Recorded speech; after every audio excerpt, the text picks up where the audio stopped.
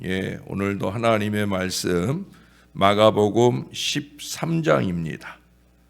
마가복음 13장 31절 우리 예수님의 말씀입니다. 짧은 한 구절 말씀 같이 한번 읽겠습니다. 시작. 천지는 없어지겠으나 내 말은 없어지지 아니하리라. 아멘. 이 세상의 것들이 대부분 다 변합니다.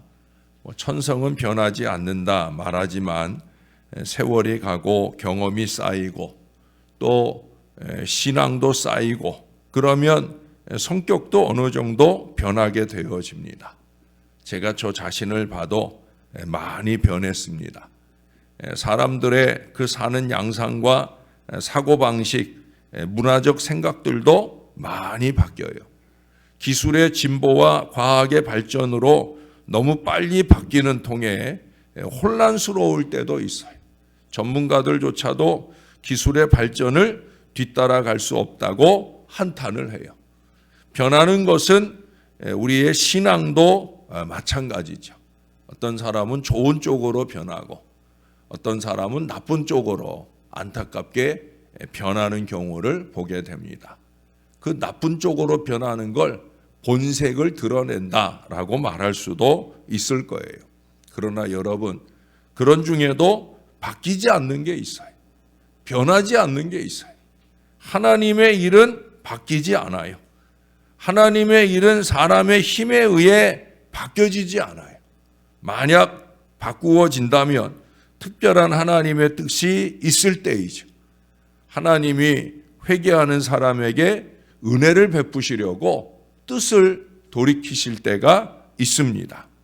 요나서에 보면 요나서 2장에 우리가 엊그제도 요나의 표정 말씀을 드렸는데 요나가 회개하잖아요.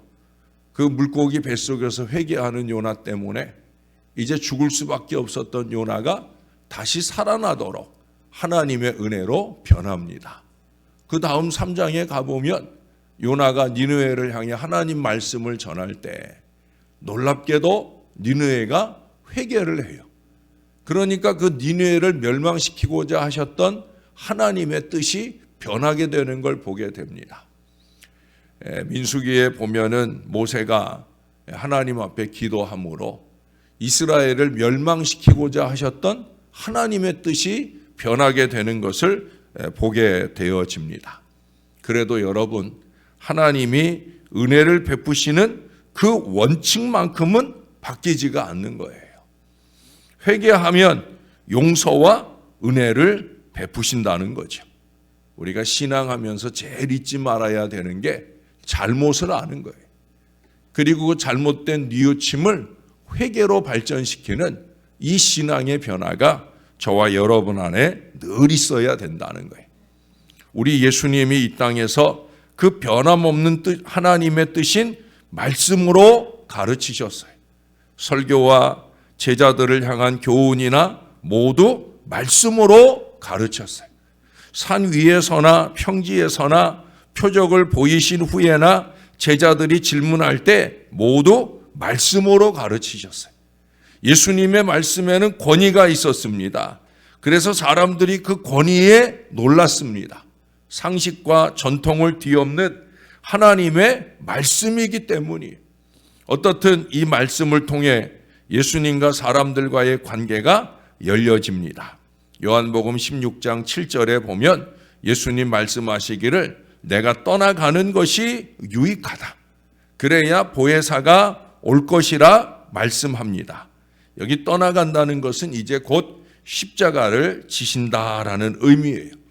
그리고 예수님 말씀이 그러잖아요. 또 다른 보혜사를 준다. 이게 무슨 얘기예요? 그동안은 내가 예수님이 바로 보혜사이셨다는 거죠.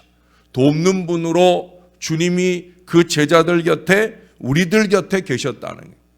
그런데 또 다른 보혜사를 보내시겠다. 여기에 구원의 대전제가 바로 예수님의 십자가 사건이에요. 그래서 예수님께서 십자가에서 돌아가시고 부활하시는 이 사건이 있고 그 구속사의 역사 다음에 있어서 바로 성령의 역사가 임했던 것을 알 수가 있어요. 그래서 로마서 10장 14절에 보면 이런 말씀을 읽을 수 있어요. 매우 귀중한 말씀입니다. 그런즉 그들이 믿지 아니하는 일을 어찌 부르리요? 듣지도 못한 일을 어찌 믿으리요? 전파하는 자가 없이 어찌 들으리요? 보내심을 받지 아니하였으면 어찌 전파하리요? 복음은 들음에서 난다. 이 듣는다는 관계가 아주 중요한 거예요. 들음으로만 이루어지는 거예요. 그러니까 말씀으로 이루어진다는 겁니다. 여러분, 말씀과 말씀의 관계, 말씀을 말하고 말씀을 듣고 이 관계를 인격적인 관계라고 합니다. 왜 동물들은 매로 지배하지 않습니까? 매를 가지고 때려서 또는 당근을 주든지 채찍을 주든지 이 매를 가지고 다스립니다. 이건 동물적인 관계죠. 그러나 사람은 말로 설득하고 감동하고 말과 말의 관계에서 이루어지게 되는 거예요. 요새 아이들은 똑똑해가지고 아직 유치원도 못 가는 아이들이 어쩜 그렇게 말을 잘하는지, 어떻게 아이 속에서 저런 말이 나올까 싶은 그런 말을 해요. 예? 엄마가 때리려고 회초리를 딱 들면 요즘 아이들 뭐라 그러는 줄 아세요? 말로 합시다. 요새 그런답니다. 그건 또 아무것도 아니에요. 심지어 전화통 딱 붙들고 112 누르고 있어요. 예? 엄마 한 번만 더 가면 나 이거 누른다. 통화 누른다는 거예요. 예, 요새 참 무서운 세상이에요. 예? 왜 나를 동물처럼 대하느냐? 말로 하자는 거죠. 여러분, 말의 관계가 이렇습니다. 이것이 인격적인 관계라는 거예요. 예수님은 당신의 말씀으로 사람들과 인격적인 관계를 가지신 거예요. 물론 예수님의 이 말씀을 의심하는 사람들, 말씀에 반대하는 사람들도 있었습니다. 예수님이 신비한 말씀을 하신다거나 미래에 있어질 일들을 말씀하시면 더 그래요. 왜? 사람들이 자기의 지식과 경험으로 우리 예수님의 말씀을 판단하려 하기 때문에 그렇습니다. 여러분, 우리가 아는 게 전부가 아니에요. 어제도 말씀드렸잖아요. 선을 넘지 말라고. 우리가 아는 것 그 이상을 갈라 하지 말라고. 우리가 아는 게 그 이상을 가려고 하는 게 이상이라고 그랬어요? 이하라고 그랬어요? 이하라고 그랬어요. 예수님 당시에도 마찬가지. 예. 그러나 주님의 말씀은 누구로부터 판단받을 수 없는 거예요. 하늘의 비밀을 담은 말씀이기 때문입니다. 그러나 오늘날에도 이런 어리석은 시도를 하려는 사람들이 있어요. 그래서 남들 다 은혜 받을 때 본인은 은혜를 받지 못하는 안타까운 사람들도 있습니다. 그러나 여러분, 오늘 주님은 우리들에게 분명히 말씀하셔요. 천지가 변해도 말씀은 영원하다. 하나님의 은혜의 원칙이 바뀌지 않는 것은 하나님이 말씀하셨기 때문에. 사람은 말에 실수가 있고 상황에 따라 바꾸기도 하고 거짓말도 얼마나 그렇게 잘하는, 뻔한 거짓말을 해요. 예? 그러나 하나님은 그렇지 않아요. 하나님은 사람이 아니시니 거짓말하지 않으시고 인생이 아니시니 후회가 없으시도다. 어찌 그 말씀하신 바를 행하지 아니하시며 하신 말씀을 실행하지 않으시랴. 민수기 23장 19절에 모세의 선포에, 모세는 누구보다 이것을 잘 알기 때문에 그 하나님의 말씀대로 이루어질 미래를 그는 기대하고 살아가는 거예요. 우리 예수님의 말씀도 바뀌지 않아요. 하나님의 아들이신 아들로서 말씀하시기 때문입니다. 그 말씀은 곧 하나님의 말씀이에요. 예수님은 아버지로부터 본 것, 아버지로부터 명령받은 것을 말씀하셨습니다. 예수님은 천지가 변해도 말씀은 영원하다고 약속하셨습니다. 그러므로 말씀은 영원히 변하지 않는 우리 삶의 원칙이요 진리입니다. 제가 신학교 다닐 때 기가 따갑도록 듣고 또 읽고 했던 신학자가 있어요. 칼바르트라고 하는. 이 칼바르트 유명한 신학자입니다. 그의 교회학에서 하나님의 말씀의 삼중성을 말하고 있어요. 말씀이 세 가지 모양으로 우리에게 주어졌다는 거예요. 첫째는 뭐냐? 요한복음 1장 14절 말씀처럼 말씀이 육신이 되어 우리 가운데 거하신다. 로고스, 사륵스, 에게네토, 아주 유명한 헬라어예요. 로고스, 사륵스, 엘레게스, 에게네토. 말씀이 육신이 되어 우리 가운데 오셨다라고 하는 거예요. 말씀이 육신을 입은 사람의 모습으로 우리 가운데 나타났다. 이걸 계시의 말씀이라고 그래요. 육신적으로 계시된 하나님의 말씀으로서 우리 예수님이 우리 가운데 오셨다. 이게 첫 번째입니다. 두 번째는 뭐냐? 사람의 모습으로 인격적으로 나타난 이 말씀의 본체이신 우리 예수님께서 그 예수님에 대한 두 번째 기록된 말씀, 바로 이 성경입니다. 그 예수에 대한 사건, 그 계시된 말씀이 여기 기록이 되어 있습니다. 이것이 성경 말씀, 성경이라고 하는 이 그릇에 예수 사건이 담겨져 있어요. 그래서 우리가 지금 사순절 기간 동안에 그 예수님 사건을 짚어보면서, 예수님 말씀을 짚어보면서 우리가 이 기간들을 지나고 있습니다.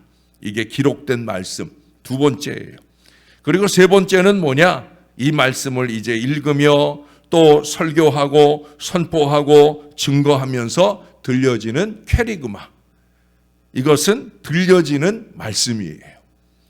말씀이 육신 가운데 오신 계시의 말씀으로, 또 기록되어진 말씀으로, 그리고 이제는 들려지는 말씀으로, 이 세 가지 중 어느 하나로서 말씀은 그 영원성을 유지하고 있어요.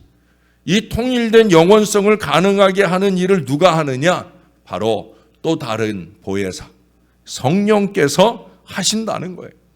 그래서 내가 가고 성령이 너희에게 와야 너희에게 유익하다. 예수님이 그 말씀을 하신 거예요. 성령으로 잉태되고 성령으로 잉태되어 이 세상에 오셨고, 성령 안에서 그리스도가 말씀이 되고, 성령의 영감을 통하여 기록되어서 말씀이 되고, 오늘도 말하는 자나 듣는 자가 함께 이 성령의 교통 안에서 이 말씀을 들어서 구원에 이르게 되는 거예요. 그러므로 저와 여러분이 예수 말씀 전할 때 성령이 충만해서 전하는 거하고 그렇지 않은 마음으로 전하는 거하고 다른 거예요. 여러분, 은혜가 식어지기 전에 빨리 예수 복음 전해야 됩니다.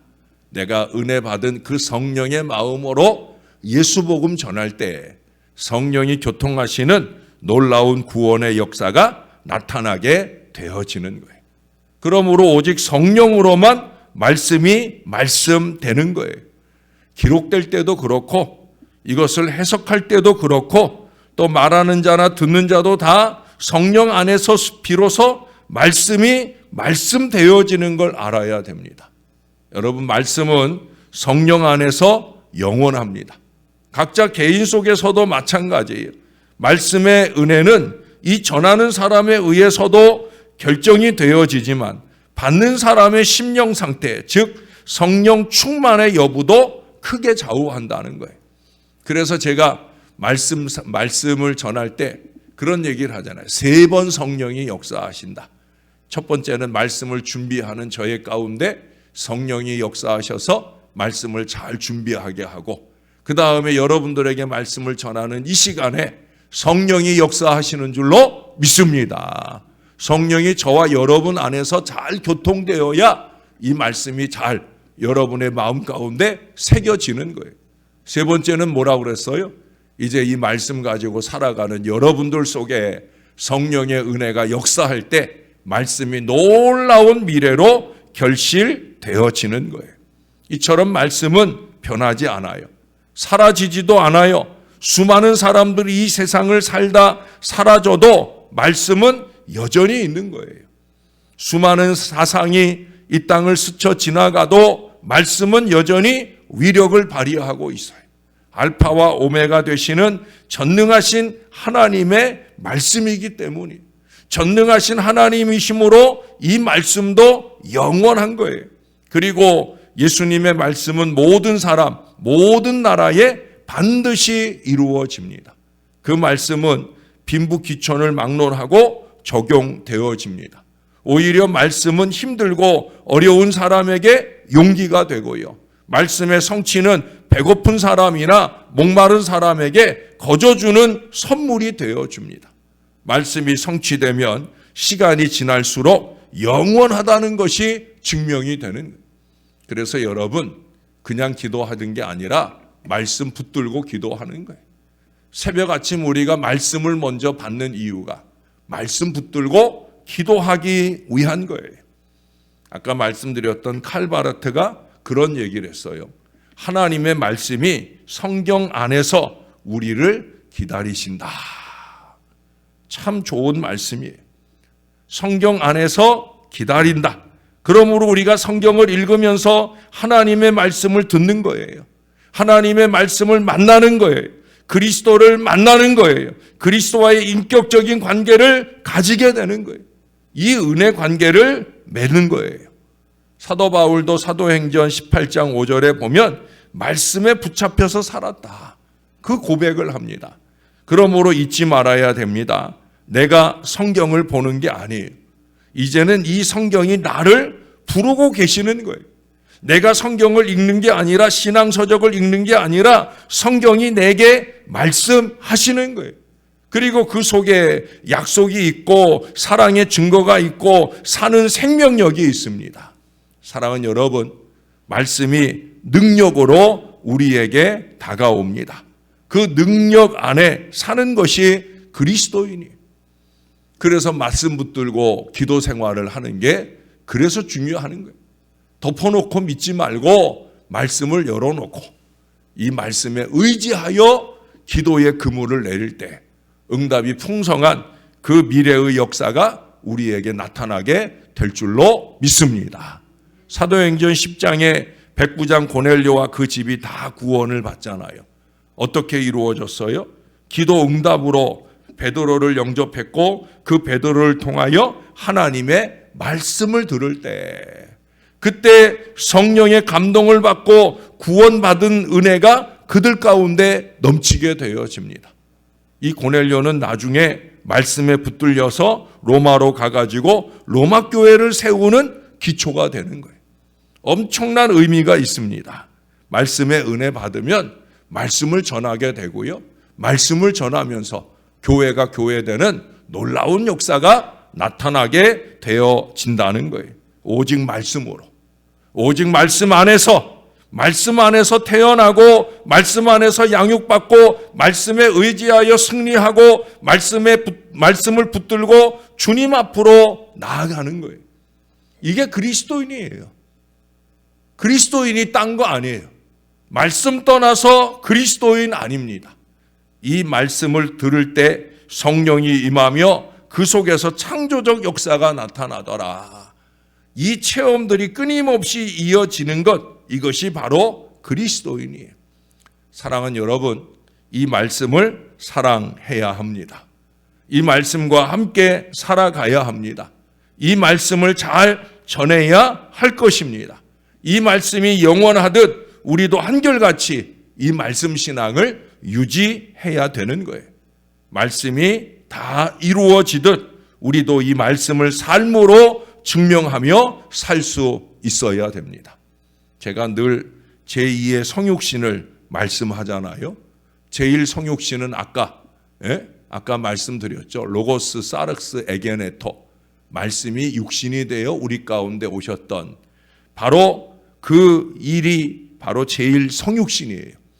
그리고 이제 우리가 이 말씀을 우리 육신의 삶으로 이루어가는 제2의 성육신이 저와 여러분들을 통해 이루어져야 되는 거예요.